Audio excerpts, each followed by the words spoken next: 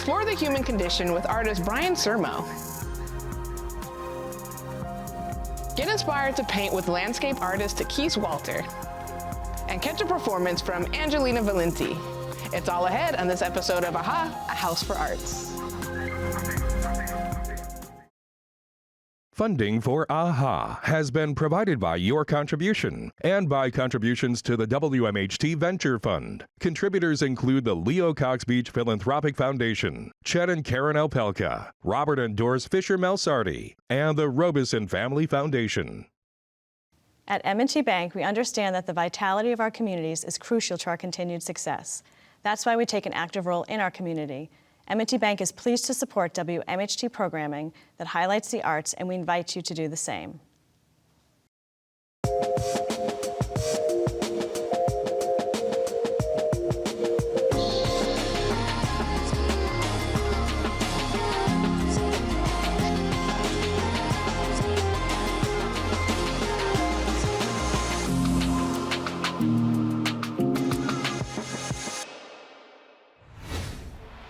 Hi, I'm Jade Warwick, and this is AHA, A House for Arts, a place for all things creative. Here's Matt with today's Phil segment. I'm in Albany, New York, about to step into the studio of artist Brian Sermo. Follow me.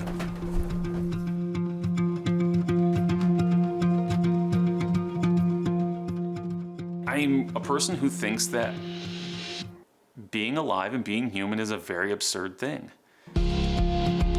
It's something I'm always trying to approach with humor because it's almost too overwhelming to look at life and say, well, what is the meaning here, and what are we doing?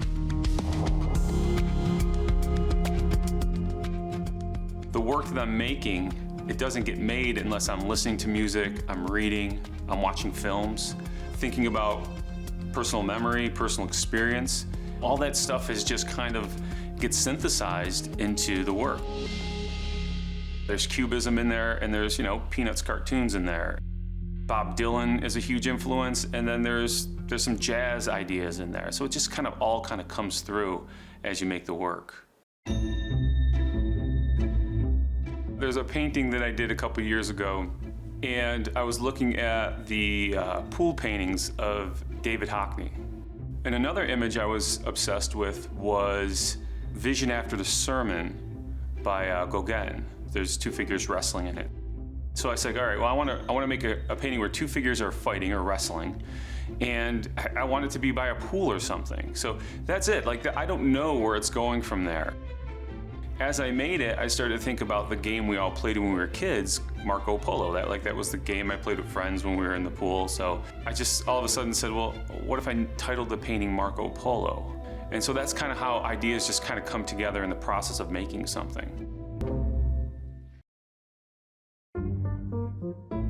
I start off with drawing. I just sit down and I just start making lines, and a figure will arise or a shape will come out of it. Sometimes they're very abstract. And then once I find something, it just feels right, then I start to refine it and revamp it and change it. Once I have everything figured out, composition, scale of what I want the painting to do, then I transfer that small drawing onto a large painting, and then I start to make the painting. But when I go into the painting, I have a pretty solid idea of what I want. It was all worked out in drawing. You are made up of the things that you did when you were a child, the things you learned in art school, the things you learned about being in your studio on your own, from drawing from other artists. All that stuff stays with you, and it all just slowly develops into something. And what you're looking for is, how do I fit into all this? Where can I fit into this kind of canon of art? I'm telling some kind of story, and it connects not only to my time, but I think it connects to the canon of art history before it. I think any artist that's working in the series about what they're doing is part of that. I don't necessarily know how to build a traditional painting, layers and glazes and things like that. I was taught from very contemporary painters, and so I paint wet on wet. And my color palettes have always been very much grays and earth tones and blacks, and I always just am drawn to that kind of color palette. I did this one painting called Gray Tree, and there's a reproduction, or I painted Mondrian's Gray Tree in the background. It has this really kind of gray, ominous quality to it. And at the time I was reading Sinclair Lewis's Babbitt, and in the book there's a line that says, "Gray fear loomed always by him now." I started to think about gray matter in terms of the brain, the human brain, and this idea that it's not only a gray palette, but it's also tapping into human emotions, a human experience, which is, the gray matter of the brain. And I said, I'm gonna make a series of paintings that are dealing with this very kind of ominous quality and really tap into the psychological turmoil of these characters.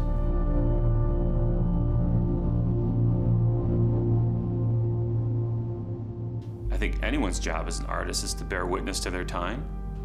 I think we're all, I don't care what kind of art you're making, what materials you're using, the subject is always the same. It's the human condition. How do we deal with being alive? How do we deal with being human? What does it mean to be human? If we want to melt down all the artist statements in the history of the world, it can all be boiled down to the idea of the human condition. And for me, I have to stay engaged with that.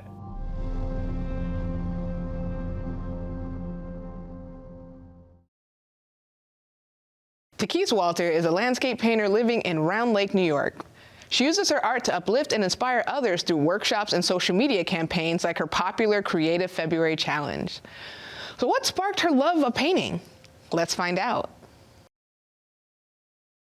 Hi, Takese. Welcome to AHA today. Hi, Jade. Thank you for having me. Thank you for joining us. So I want to talk a little bit more about who is Takese the artist. So I want to talk a little bit about your art and talk about why landscape and why is that important to you? Sure. So the landscape has been important to me ever since I was a child. It's where I go to relax, to rest, to recreate. As an adult, I often am on a lake or hiking with my family, fishing, swimming, and the sense of connection and peace that I have while I'm in the landscape is so important to me to share with others. So beautiful, right? Now, you don't see a lot of figures in your art, so I wanted to ask, do you ever think you'll put figures, whether it's human, maybe a deer? I don't know. What are your thoughts? Yeah, so for the past, I want to say 10 to 15 years, my aim with landscape, as I mentioned, I go there for peace, and I've purposefully removed, so sometimes I'll paint something, I'll purposely remove any element of humanity in the landscape because I really just want that raw land. But more recently, especially watching my kids in the landscape, I've been curious and now have this yearning to see people in the landscape. I feel that as a society in general, we've kind of separated ourselves from nature. And I don't think that's a good way to be. No, so I think it's important for me to include humans, because we are a part of nature and we do need to be connected. Some of my most wonderful core memories are of spending time in nature with my family. So I want to explore more of that in my art. Oh, that's beautiful. Really true. Capturing memories of just not only your enjoyment in nature, probably pre-being a mother, but also now capturing those same memories, but now with your children within it, which is like kind of like it's like double memories, you know? It's like I had this one memory, we're in the same space, but now I'm being able to witness the beauty of my family being able to enjoy this, and I want to capture that as well, which I think is a really beautiful thing. Thank you. So I want to talk a little bit about Black artists within landscape work. I feel like, personally, you don't really see that many Black artists in exhibitions or exhibited through artistic organizations, really highlighting Black landscape artists. Is that something that you feel as well? And if so, why do you think that? Yeah, you know, when I got an interest in landscape painting, I remember taking a field trip. It was a field trip for either a college course or a high school course for art, and we went to the Met in New York. And I remember just being in front of this painting, and it just stopped me in my tracks. Like I probably stood there for a very long time. I was moved almost to tears by this painting, and it was a landscape painting, but it had water in it. And it was done, even though it was done in the early 19th century, it had such a contemporary feeling to it, and was just really beautiful. I can't explain just the feeling of peace that came over me from seeing that. And that's when I knew I wanted to explore landscape as a painting, as a way to express myself through painting. So after that, and walking through the Met, there were many folks that were from the African diaspora represented. And I tried to do research to find other artists, particularly landscape artists, to learn from, because that's, you know, as artists, that's what you kind of learn from role models and what you see. A lot of the painters that I found, at least the ones who were celebrated and in the museums and books were written about, were many European older white men and a handful of women. And then I grew to understand that during that time, folks of the African diaspora, other minorities, were not a part of that environment. We weren't permitted to be, you know, educated or gain an education in art. Folks of the African diaspora in America have sometimes like a conflicted relationship with the landscape. Now, I'm Jamaican. I'm an immigrant to this country, so I don't pretend to know, you know, or know what it's like to be someone of the African diaspora in this country, but I know that the access wasn't there.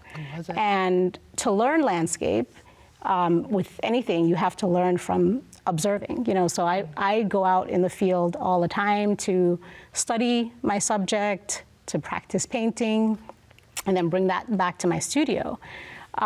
Going outdoors for folks of color during, you know, that Reconstruction era wasn't necessarily the safest thing to do.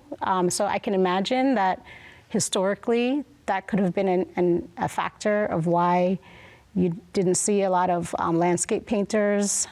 Back during the Jim Crow era, you had the Highwaymen in Florida, which were a group of several Black painters who were mainly men. I think there was one woman, one woman who painted the Floridian landscape. That they were beautiful. But yeah, I've been able to only find a handful of female Black artists who are notable enough to be written in history. I'm sure there were, you know, artists who were trying to do their thing, or amateur artists who were painting landscapes, but in terms of who's celebrated and written about, there aren't many, no. So what is something that, if you could say to the folks watching who have the power to give these types of artists, you know, artists of color who work within nature-derived and landscape art, what would you tell those people? How could they make sure that Black artists have access to this type of craft? I would say, you know, for those who are privileged and in the realm that they have the power to give folks access, is to provide that access, show them show upcoming art students, kids, they show them that there are landscape painters out there of all different, ethnicities and backgrounds and experiences. For me, to be a landscape painter today, in 2023 America, it's a privilege for me. I'm able to share that with others. I started a youth program with a couple of nonprofits in the area to give youth access to art and the environment. That's actually the name of the program, Art and the Environment. And I worked with the Nature Conservancy. I'm a member of their board in the Adirondack chapter, and also with Black Dimensions in Art, which is a local art nonprofit. We had 10 youths from the Albany area, and we went to various preserves that are stewarded by the Nature Conservancy. And we brought our watercolors. So we hiked, we went to a waterfall, we went to the Albany Pine Bush, and the kids were just so engaged.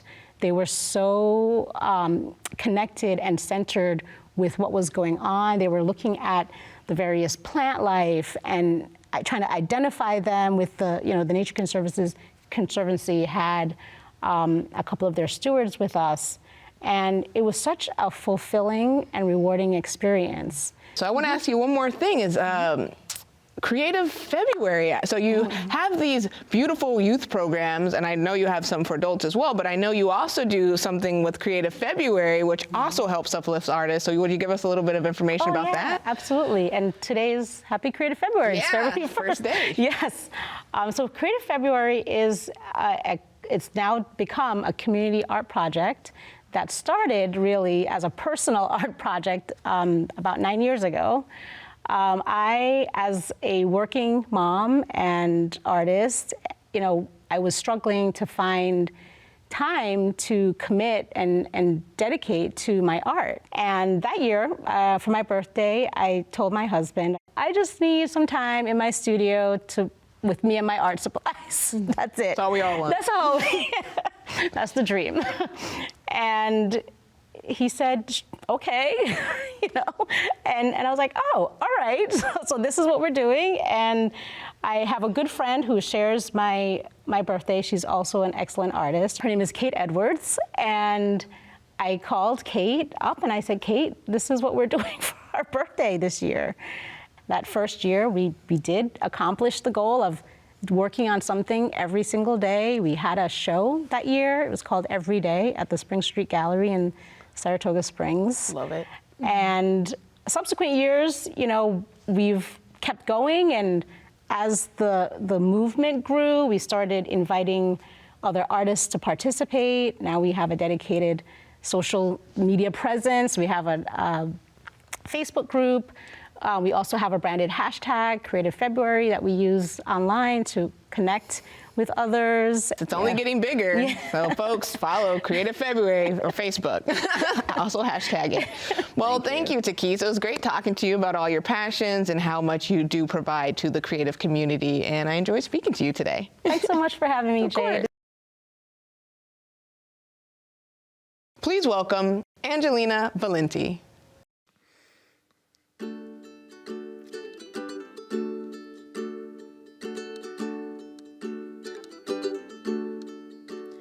Brother, I've been feeling heavy, and I know you have too.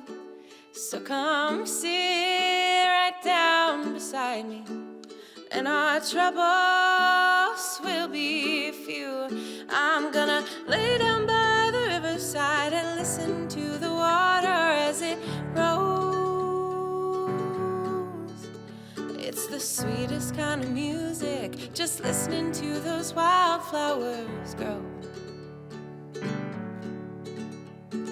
What good can it do letting that weight bear down on you? I'm gonna lay down by the riverside and listen to the water roll.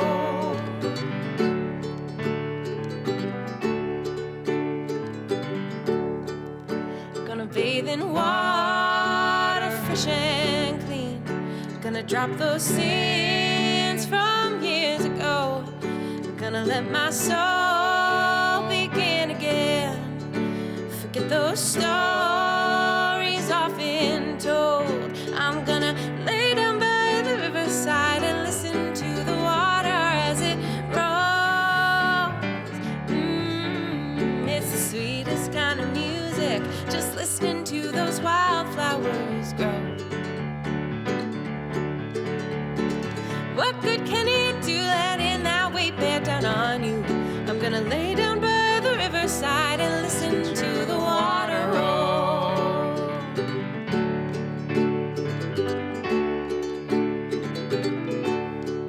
I got my little light, it's shining through all those dark and lonely nights, 'cause I know that there is truth, and so I'm giving up the fight. I'm gonna lay down by the riverside and listen to the water as it rolls, rolls. It's the sweetest kind of music, just listening to those wildflowers grow. What good can it do letting that weight bear down on you? I'm gonna lay down by the riverside and listen to the water roll. I'm gonna listen to the water roll. I'm gonna listen to the water roll.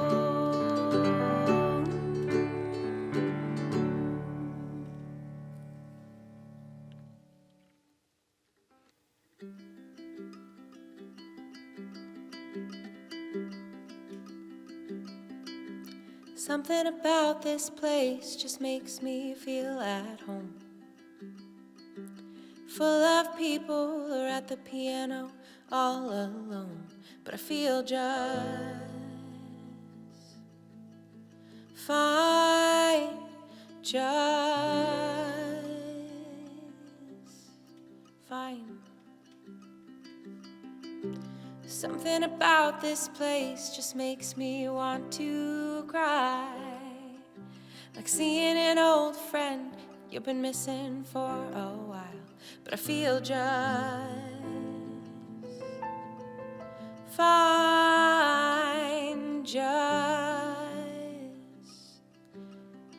fine.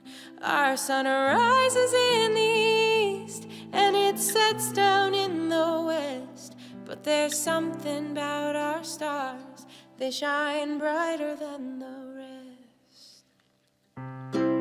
Or maybe it's the way that people never change, or how I've known my best friend since before the first grade. Or maybe it's how I had to come back down to fit all the pieces that we're missing until now. I look across the street and think about high school, stuck on that stupid boy or with my nose in some book, but I feel just fine, just fine. Our sun rises in the east and it sets down in the west, but there's something about our stars, they shine brighter than the rest. Or maybe it's the way that people never change, or how I've known my best friend since before the first grade.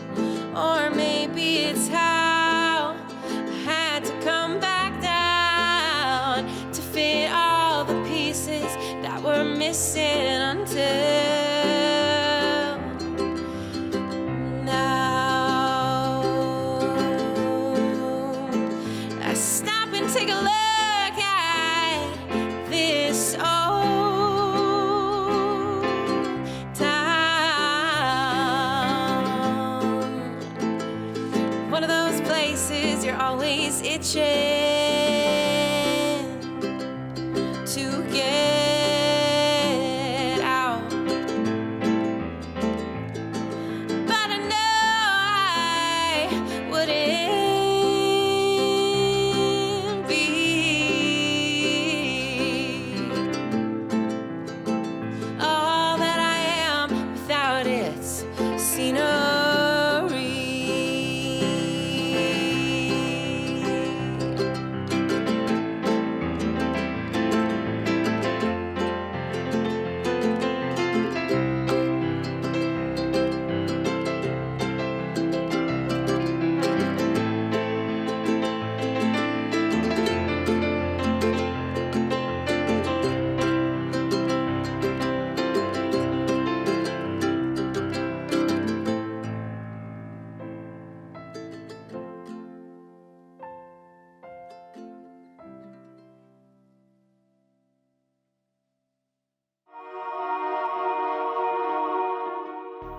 Thanks for joining us. For more arts, visit wmht.org/aha and be sure to connect with us on social. I'm Jade Warwick, and thanks for watching.